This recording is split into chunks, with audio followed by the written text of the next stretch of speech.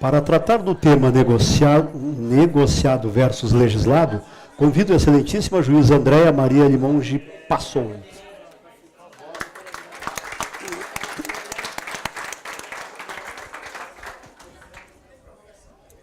Com a palavra o desembargador Grácio Ricardo Barbosa Pedroni.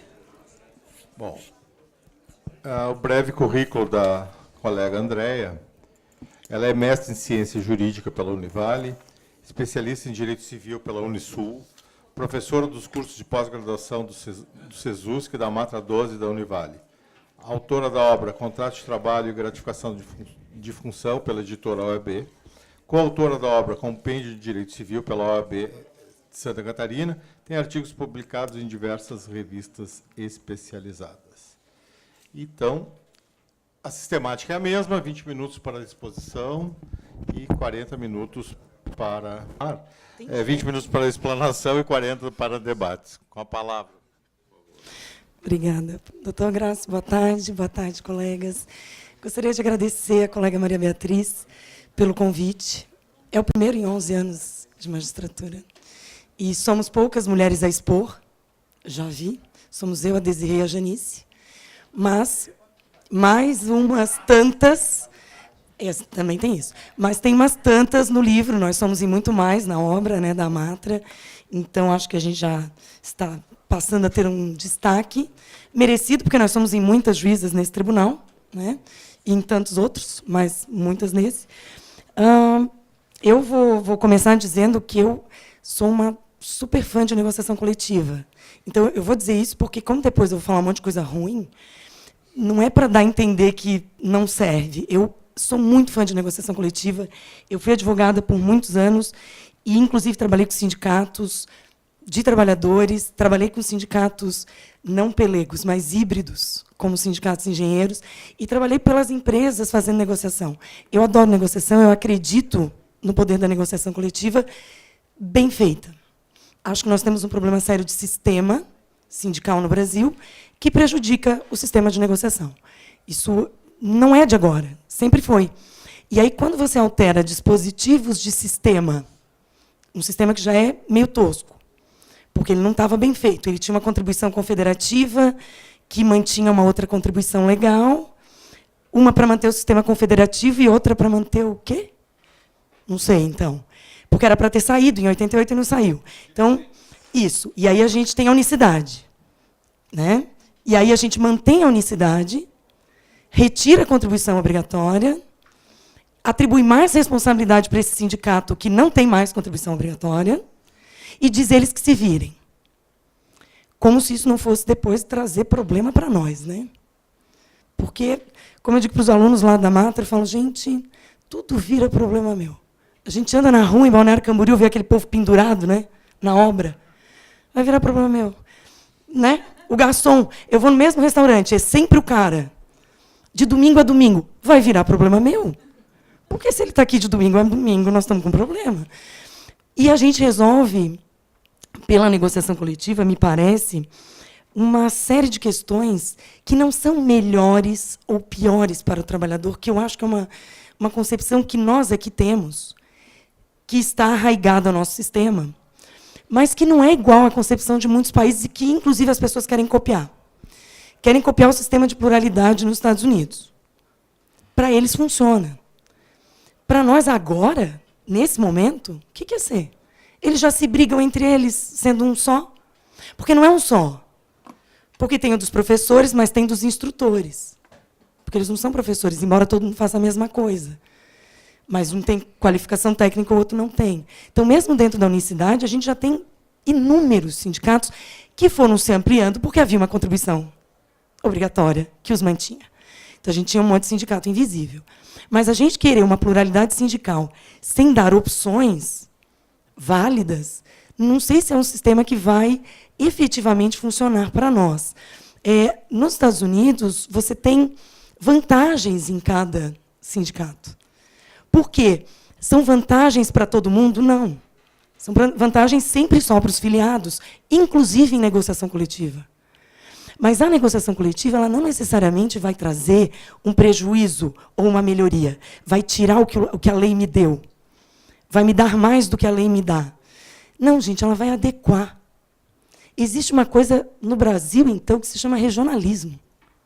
Se você não consegue perceber que as necessidades de Xanxerê são diferentes das necessidades econômicas de Balneário Camboriú, onde nós vamos? Imagina no país. Então, nós temos economias diversas, com relações jurídicas diversas. E aí, a regionalização através de acordo com a convenção coletiva, eu acho fantástica. Porque, em Balneário Camboriú, o intervalo ser menor não é um problema. Isso é um problema em Blumenau. Até porque ninguém quer um intervalo maior, né? Só quando entra com a ação, que quer indenização. Mas, durante o contrato, todo mundo quer 30 minutos. O problema em Balneário Camboriú é um intervalo maior. Porque os restaurantes trabalham em 2 turnos e eles querem a mesma equipe. Então, a pessoa tem que ter 4 horas de intrajornada. Então, a nossa questão é, isso é melhor ou pior para o trabalhador? Não sei. Depende. Depende é lindo, né? Adoro dizer depende para os alunos, coitados. Mas o depende é porque quais são as necessidades daquele local? O que se imagina para negociar? E eu acho que, a partir da premissa que a negociação existe para melhorar ou para piorar, não era a melhor premissa, mas virou. E é óbvio que esse legislador que está aí, infraconstitucional, pretende utilizar a convenção coletiva e o acordo coletivo para suprimir e reduzir. Senão, a gente não precisaria de tanta coisa no artigo 611-A e de tanta coisa no artigo 611-B. E aí eu quero chamar a atenção para uma coisa que eu adoro nesses 2 artigos, porque, graças ao Reinaldo e ao Daniel, e ao Zé Lúcio também, mas mais ao Reinaldo e ao Daniel, eu li muito sobre isso, né? Mais do que eu já costumava. Então, vejam, o 611-A, ele diz, a convenção coletiva e o acordo coletivo tem prevalência sobre a lei quando, entre outros, dispuserem sobre. E aí você tem uma lista.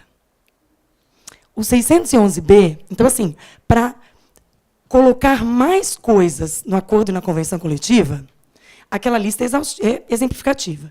O 611-B diz, constitui objeto ilícito, ou seja, não pode, de convenção coletiva ou de acordo coletivo, exclusivamente a supressão ou a redução dos seguintes direitos.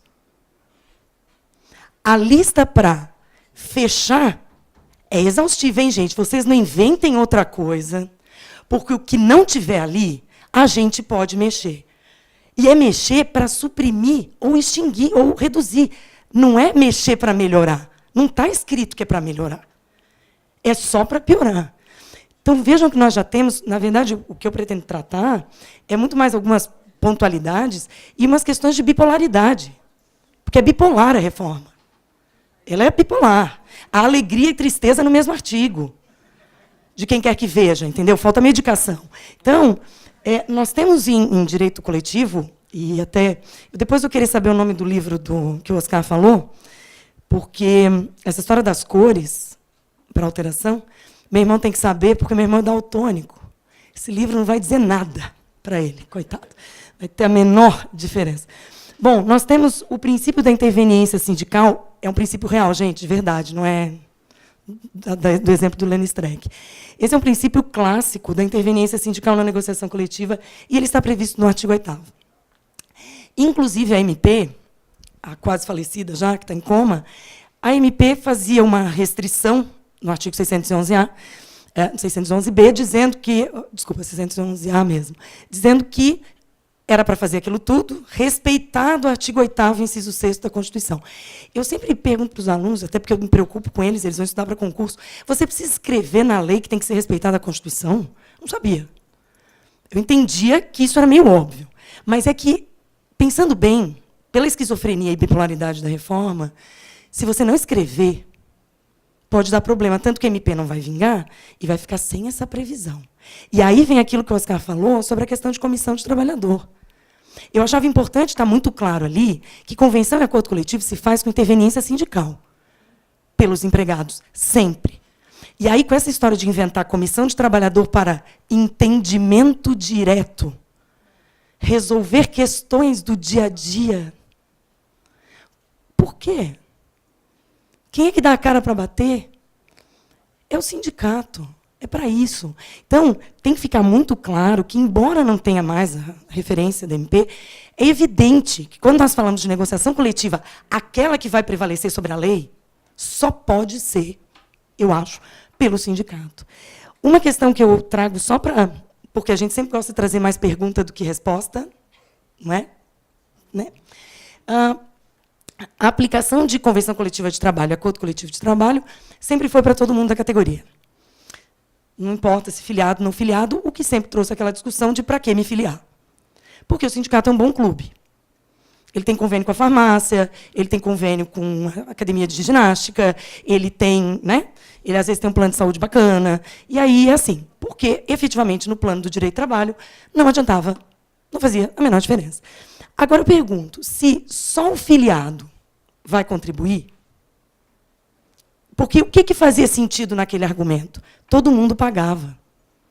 É claro que eu tenho que ser beneficiado pelo trabalho do sindicato, porque eu pago para o sindicato de qualquer maneira. Mas agora eu só pago se eu quiser.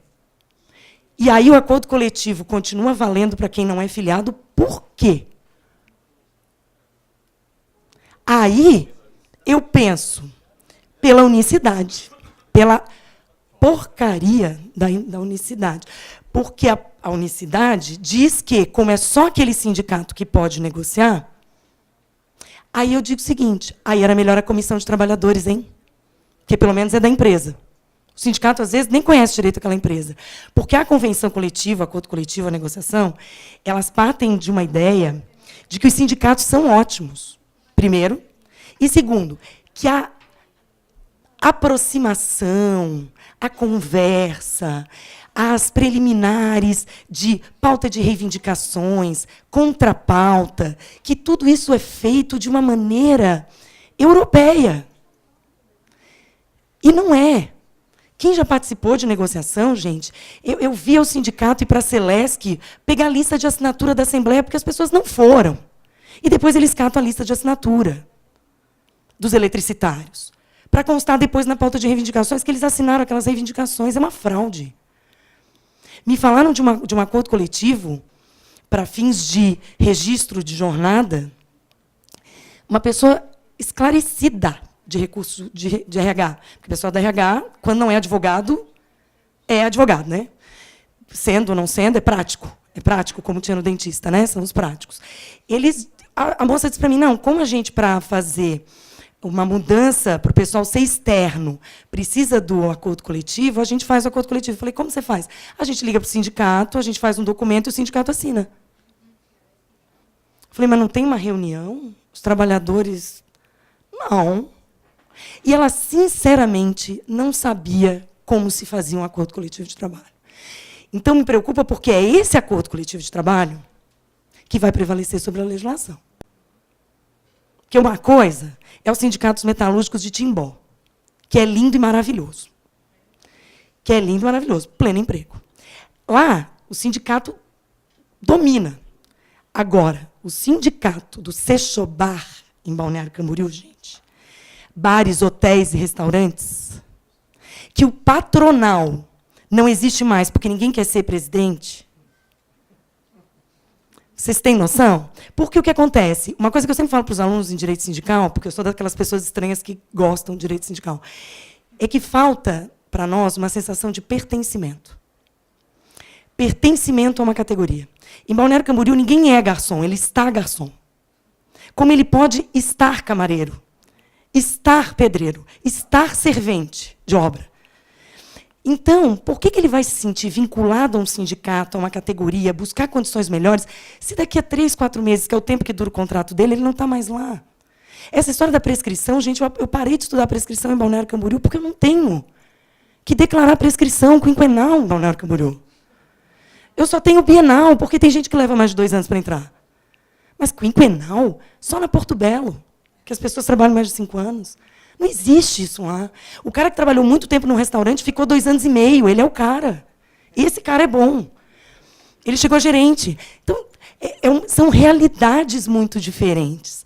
E aí, juntar essa turma que foi passar o verão e resolveu ficar depois, para fazer uma assembleia, não existe. Mas, essa é uma questão prática. E aí, realmente, não é um problema nosso até que seja. Não é assim? Não é um problema nosso até que seja. Agora, qual sistema nós vamos utilizar? Então, a gente tem uma contribuição livre, com unicidade sindical, sem escolha do sindicato, mas eu não preciso pagar para aquele único sindicato que entregaram para mim. E o princípio da relatividade dos contratos não vale nada, porque assina e vale para todo mundo mesmo tudo que está escrito. Mesmo que eu tenha passado a fazer parte daquela categoria depois de assinado. Alguns itens dos 611A e 611B, que eu vou passar rapidamente, só porque eles são aqueles mais próximos da gente, né? Então, em relação à jornada, o inciso primeiro fala do pacto quanto à jornada de trabalho, observados os limites constitucionais. Não. O 12/36 não obedece o limite constitucional de 44 horas. Ponto. Dependendo do mês, não respeita. E agora ele oficialmente pode. Então, e ele pode por culpa nossa. Ele pode, porque, como o Oscar falou, há muitos anos nós temos as súmulas permitindo. E a súmula 85 ela foi praticamente transcrita na reforma. Um monte de gente agora pulando porque está na lei, o banco de horas, daquele jeito que ficou lá, com banco de horas diferenciado. Só que, quando tinha a súmula 85, a gente sempre aplicou sorrindo e não questionou a constitucionalidade dela. Então, nós também utilizamos a flexibilização há muito tempo, por acordo individual, inclusive, para o caso do sábado, que nem todo mundo acha tão bacana assim. Então, a gente acaba, está ali que tem que observar os limites constitucionais, mas mais ou menos, e já era. O banco de horas anual também é por acordo com convenção coletiva, mas é bom olhar o 59A e o 59E, porque realmente é só um anual. Aí você tem mensal, você tem semanal, você tem... Nossa, são muitas opções agora que você tem de banco de horas, de modo que, em empresas em que as pessoas trabalham bastante tempo, que eu sei que são cada vez mais raras, ninguém nunca mais vai receber hora extra. Porque tem tanta opção de compensação que, realmente, assim, a gente anula o banco porque não são obedecidos os requisitos. Os critérios estabelecidos, muitas vezes, no próprio acordo coletivo, que diz que as pessoas têm que receber o papelzinho com o seu saldo de horas e ninguém entrega. Quer dizer, aliás, na Porto Belo, que é o que tem lá, ninguém entrega. E aí é sempre invalidado, né, Fábio? Ah, ele não julga Porto Belo. O Fábio é uma pessoa desagradável, ele não julga Porto Belo. É um horror. Ele fez o favor de brigar com o advogado da Porto Belo, favor. É tudo meu, né? Delícia. Então... o intervalo entre a jornada, esse aqui eu acho a referência bipolar e esquizofrênica, porque respeitado o limite mínimo de 30 minutos para a jornada superior a 16 horas. Não. Pode suprimir? Indenizar? Não pode? Está escrito. Então, que feio. Sabe como é que chama isso? Interpretação sistemática. Você não interpreta um artigo sozinho. Você interpreta em conjunto com os outros. Nós temos um ordenamento jurídico e não um bando de norma. Se fosse bando de norma, a gente interpretava cada uma sozinha. O que facilitaria muitas vezes, porque a gente interpreta como quer, né? Não precisa olhar o conjunto. Só que não dá. Então, nós temos aqui, primeiro, a questão de que não é bem assim, porque pode reduzir de 30 minutos, porque pode suprimir, na verdade. E aí nós temos a questão do aumento do intervalo. Vejam, não há mais limite máximo. Não há. Então, a gente pode escrever lá que são 4 horas. Eu vou dizer para vocês, em Balneário, em geral, isso é muito importante. Mas algumas pessoas não conseguem ter convívio familiar por causa disso. Porque em 4 horas você não vai passar um tempo de qualidade com seus filhos, você não faz um curso, você não tem outro emprego, você não faz nada. Aliás, a gente não faz nada mesmo, porque a gente se atrapalha tanto para fazer alguma coisa em 4 horas. Eu só corro. A única coisa que dá tempo de fazer é correr. O resto não dá tempo. Não que eu leve 4 horas, né, gente? Porque tem o banho. Aí leva. A modalidade de registro de jornada é um tema que eu trago porque a gente raramente tem que se debater contra isso, e tem portaria do Ministério do Trabalho. Então, atenção, quando diz que vale mais do que o legislado, quer dizer que, então, que o que está na portaria 373, esqueça. Não precisa entregar controle, pode ter marcação automática, pode suprir pelo outro, porque a portaria 373 tem uma série de requisitos para, por acordo coletivo, você mexer no sistema de registro. E vejam bem, isso não quer dizer que não precise ter registro. Uma coisa muito interessante que nós temos lá na região, e eu sei que em Itajaí também tem, Navegantes também tem, são as convenções coletivas que a necessidade de controle de jornada é a partir de 3, 4, 5 empregados. Porque em Bombinhas, gente, a pousada tem 4 empregados. Se você esperar ter 10, não é todo lugar que... Vai ter muito pouco lugar, não é igual aqui. Não é igual a cidade grande. Todo mundo tem 10 empregados. Lá tem restaurante de 2 empregados. E aí não tem controle de jornada. E vamos combinar que é um baita do negócio você não ter um controle de jornada. Só que eu vou lá e pago hora extra na folha, né? Não tem controle, mas pago hora extra. A pessoa adivinha. A troca do dia de feriado, desculpa, a troca do dia de feriado, eu só trouxe porque é uma prática comum de muitos anos, a troca de feriado, e eu chamo a atenção para o fato de que, quando você troca, você tem que, não precisa dizer para quando é, você lança. Tem gente que lança para banco de horas o feriado. Tem gente que trabalha no feriado, se a pessoa faltar no feriado, aquilo lança no banco. Porque tem muita gente que acha que banco de horas é banco de faltas, né? É banco de faltas. É banco de dias e banco de faltas. Você falta, vai para o banco. Então, mas perde o DSR, tá? Tem empresa que põe o DSR, então não põe, né? Tem que pagar o DSR. Essa troca do dia de feriado, na minha região, é muito ruim, porque como as pessoas ficam pouco tempo, não dá tempo de folgar o feriado, porque as férias coletivas são em agosto. Aí ele trabalhou no 25 de dezembro, no 1º de janeiro, no Carnaval, porque em Balneário tem lei municipal de um dia. Ele não pode trabalhar no 1º de maio, mas ele trabalhou. E aí, que é o único que não pode de jeito nenhum, no 21 de abril. E ele vai folgar em julho ou agosto, mas ele sai antes. E aí tem que pagar. E aí vem aquilo que a gente falou das ações. São 4 feriados. Você faz a conta, o que vale mais a pena? Só que antes da reforma, principalmente, a gente tinha ação Jaque. Né? Já que vou entrar para pedir o feriado, peço todo o resto. Agora a pessoa vai ter que escolher bem. Aí ela vai entrar com a ação mobilizar o judiciário por 4 dias de feriado, será? Então, a troca do feriado ela é ótima. Eu mesma trocaria facilmente. Eu mesma trocaria facilmente. Mas o dia do feriado de Balneário Camboriú, que não é o mesmo de Itajaí, eu acho uma coisa ridícula. Eu acho que devia ser todo mundo no mesmo dia. Balneário, Camboriú, Itajaí, Navegantes, todo mundo junto, para todo mundo folgar. O Daniel fica deprimido 20 de julho, ele vai sozinho lá para Itajaí, não tem ninguém trabalhando.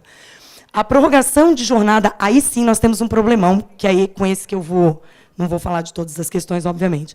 A prorrogação de jornada em ambientes insalubres, sem licença prévia das autoridades competentes do Ministério do Trabalho. Eu tenho até dificuldade de falar sobre isso, porque eu acho tão absurdo que eu tenho medo de parecer meio radical. Existe na NR uma previsão de número de horas que você pode estar sujeito ao agente insalubre. Então, essas são normas de segurança do trabalhador e saúde. Acabou. E aí você vir dizer que pode prorrogar sem a licença prévia, eu já acho aquela licença prévia um horror, porque ninguém olha nada. É um bate-papo entre amigos.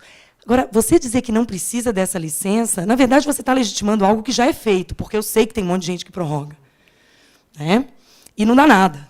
Isso não dá nada, dá uma multa administrativa. Porque não tem uma previsão para o trabalhador de um ressarcimento.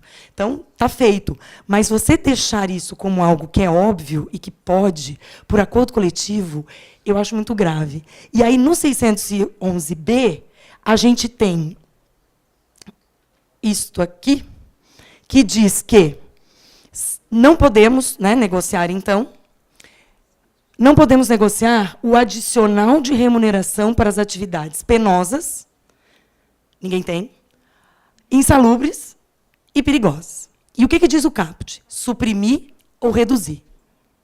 E aí nós temos, no artigo 611-A, o inciso 2º, que depois da MP ficou assim, podemos negociar o enquadramento do grau de insalubridade. Se eu juntar a negociação do 611-A com a restrição do 611-B, eu só posso aumentar o adicional de insalubridade. Não é? Eu não posso reduzir. Está escrito que eu não posso reduzir no artigo de baixo. Mas é que o estresse era tão grande para que as coisas se agilizassem, né, que falta aquela revisão, aquela nossa revisãozinha. Então, aquela que a gente faz, né, na sentença, ou a gente ou o assistente, Deus é bom. Então, Deus, no caso, a presidência, que confere assistentes, enfim. As normas de saúde, higiene e segurança do trabalho previstas em lei ou em NR. Não é só o que está na lei, gente. Se está na NR, está feito. Que são coisas muito importantes para nós. E essas normas de saúde não pegam duração do trabalho e intervalo entre a jornada. Isso não tem nada a ver com saúde do trabalho. Porque não há estatísticas mostrando o número de acidentes aumentar em jornadas exaustivas. Não. Isso tudo é bobagem. Isso tudo é gente malandra. Que, né? Então, claro, aqui eu sei que aí há controvérsia, tem gente que acha que não tem problema nenhum. Gente, meu Deus, por isso que o direito é lindo, né? A gente discorda. Mas você entender, nem vou falar do intervalo suprimido, porque a minha opinião sobre o intervalo suprimido ela é a pior. Eu acho que não pode suprimir, então não tem dinheiro que pague.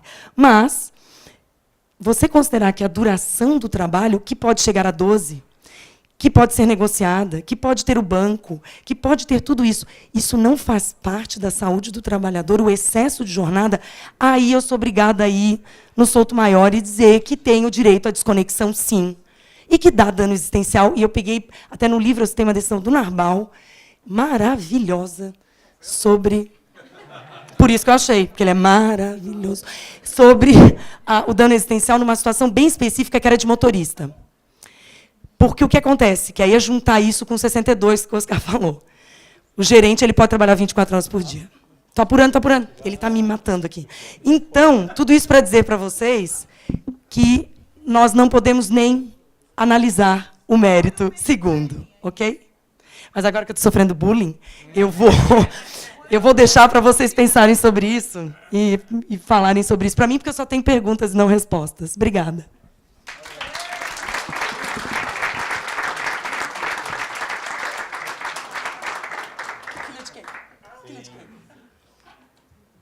A palavra está aberta. Eu já falei tudo sem perguntas.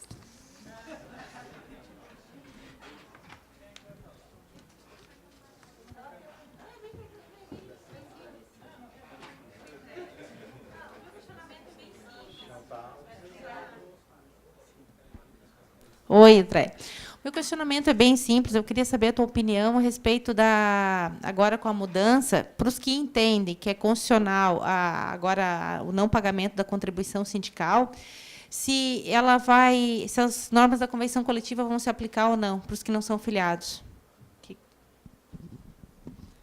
Eu vi no Diário Catarinense uma reportagem da Fiesc e tal, tudo, que o presidente da Fiesc disse que não, que só apenas para os filiados que vão... Mas é do Glaucio Corte, então a gente não pode considerar o que ele fala, assim, prefeito jurídico, mas só para ver qual que até está sendo... o Glauco é formado em Direito, que não adiantou para nada, mas enfim. Tá. Mas, enfim, a opinião que já está circulando nos jornais é essa, só não sei de que, se então, só podia valer... para os filiados.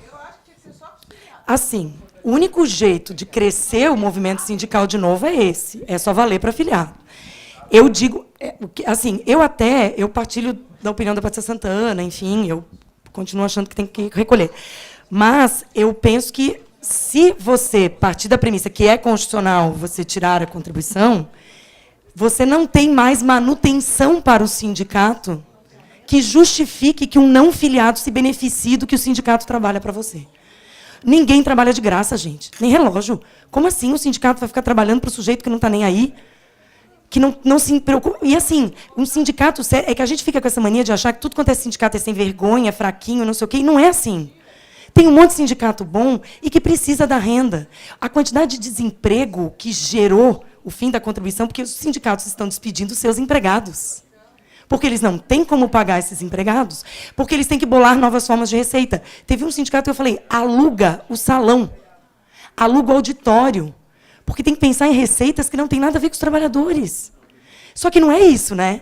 Não é isso que o sindicato tem que fazer. E, na verdade, a função primordial do sindicato não é celebrar acordo de convenção coletiva com a reforma mais do que nunca.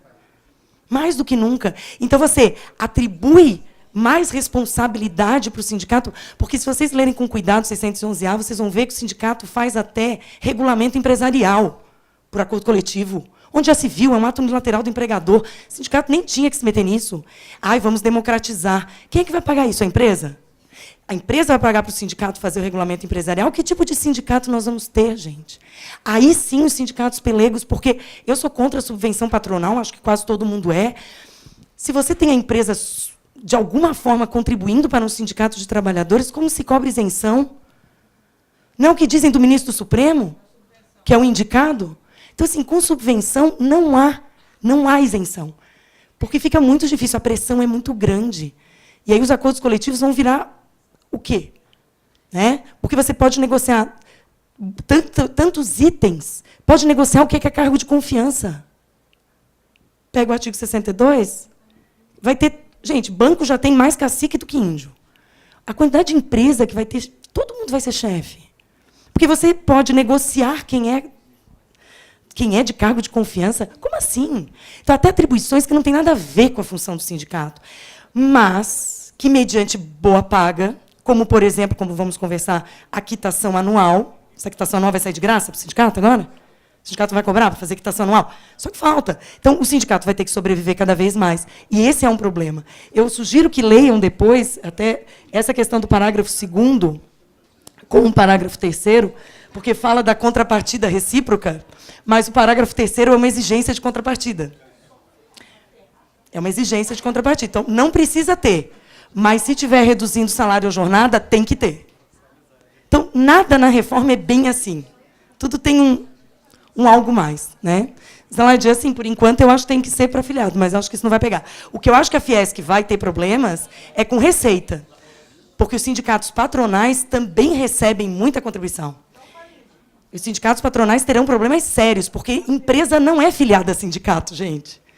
Empresa não é filiada a sindicato. Empresa paga para a Fiesc, mas não é filiada a sindicato. Então, os patronais de Blumenau estão... Eu conversei com um advogado especificamente, que está apavorado com a receita do patronal. Então, eu acho que os trabalhadores até podem... Os sindicatos trabalhadores podem descansar um pouquinho, porque os sindicatos patronais vão fazer o serviço. Eu acho que eles vão fazer o serviço primeiro. E vamos esperar para ver se pode aplicar a lei do salário mínimo para todo mundo no Brasil, sem reajuste anual. Né? Como é para nós.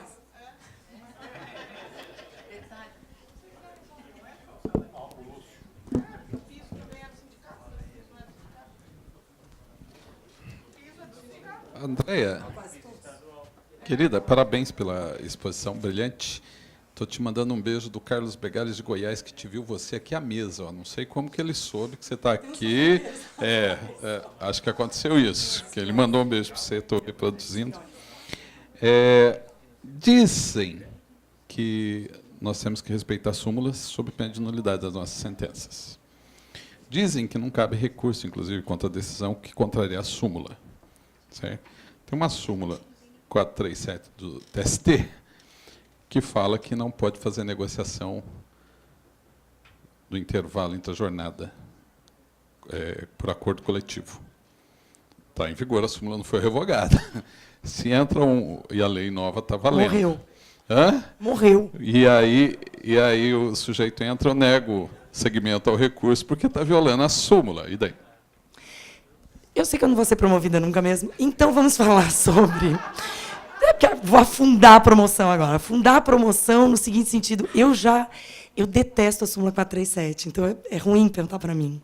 Porque quem veio de Blumenau, da região dali, de Timbó principalmente, assim, gente, eles querem ter intervalo de 30 minutos a todo custo, eles querem ir para casa mais cedo. E se eles tiverem intervalo de 1 hora, eles têm que trabalhar sábado, e eles não querem. Então, assim, estava tudo tão bonitinho, sabe? Aí vem lá o TST e resolve que vai proteger o trabalhador. Grande proteção. E aí diz que não pode negociar. Inclusive, em Blumenau, a Vivian Kreutzfeld ia nas empresas, sempre foi ver se estava tudo certo com o refeitório. E ela é uma pessoa bem atuante no sindicato, ela bem atuante, a gente ficava exausto com ela. E ela é forte, então ela não ia deixar se não tivesse uma condição decente, e a gente sabia disso, né? Então, a súmula 437, para mim, eu sempre considerei considero ainda duas questões sobre ela. Eu e o Fábio Tozeto, acho que fomos os últimos a aplicar. A gente continuava dizendo que não aplicava, daí me contaram que eu não ia ser promovida se não aplicasse. Aí, eu apliquei, ressalvando o entendimento pessoal, mas como nunca foi o meu entendimento, porque eu acho que você tratar os desiguais igualmente também é um problema. Então, o cara que dá 30 minutos de intervalo, acordado com o sindicato, tem que pagar a mesma hora do Unibanco, que tinha que dar 1 hora e dar 10 minutos, está errado, eu acho. Por quê? Foi combinado 30 minutos. Lá em casa, quem tem filhos, né, trabalha com os combinados. Né? O combinado era aquele.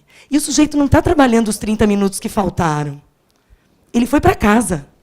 Diferente do bancário que ficou no seu horário de intervalo trabalhando fora do sistema. Estou falando dele porque são as ações que tem, né? Mas me parece o seguinte, que a súmula, eu até escrevi isso no capítulo, eu acho que ela perdeu eficácia de qualquer maneira, principalmente para as situações novas. Aí vem a questão do direito intertemporal. Como eu não aplicava a súmula antes, para mim foi muito conveniente, que é a mesma coisa do 384, que eu não acho que é uma proteção à mulher. Eu acho 384 um horror, porque a mulher fica 15 minutos plantada esperando para fazer 15 minutos de hora extra. E ela preferia sair e ir embora. Eu prefiro, pelo menos. Então, acho que quase todo mundo. Mas esse caso da súmula, claro, para quem sempre achou que não podia ser, porque era um direito irrenunciável, é uma coisa. Mas você dizer que o direito é irrenunciável, mas você pagar por ele, é porque ele não é irrenunciável. Se você pode pagar com dinheiro, não é irrenunciável. É igual estabilidade. Eu posso substituir por indenização. Então, não é irrenunciável. Né? Pois é. 10 minutos. Não, tem gente que pega o ponto e usa lá o que passar de 5 minutos. Aí a gente tinha 53 minutos de intervalo e ganhava a hora inteira. Ganha, né? Ganha, porque vai continuar ganhando, enfim, se não tiver a revisão das súmulas. Algum outro questionamento? Bom, eu quero agradecer também, primeiro, o convite feito pelo nosso diretor da escola para participar desse evento. Segundo, agradecer também a manifestação da Andréia, que de louca não tem nada. Mas também eu acho que é a mesma coisa da situação do Oscar. É só no andar da carruagem que as batatas vão se assentar. Não adianta a gente... A batata, a abóbora, a melancia, que seja, qualquer coisa. Porque a gente está pensando em resolver o problema. Aí eu quero fazer uma questão. De quem resolver o problema de quem? Do trabalhador, da economia, dos políticos ou nosso? Querido. Então, mas faz pensar. Eu acho que isso é uma coisa muito interessante para saber que, volto a dizer, só daqui a algum tempo, e nós temos a facilidade de já pegar... está errada a decisão? Tá, bom, então essa aqui eu não aplico, mas ela já está no processo. A gente tem a vantagem. Agora, quem vai construir, dar morro em ponta de faca, efetivamente são vocês do primeiro grau. E não adianta curativo. Obrigado.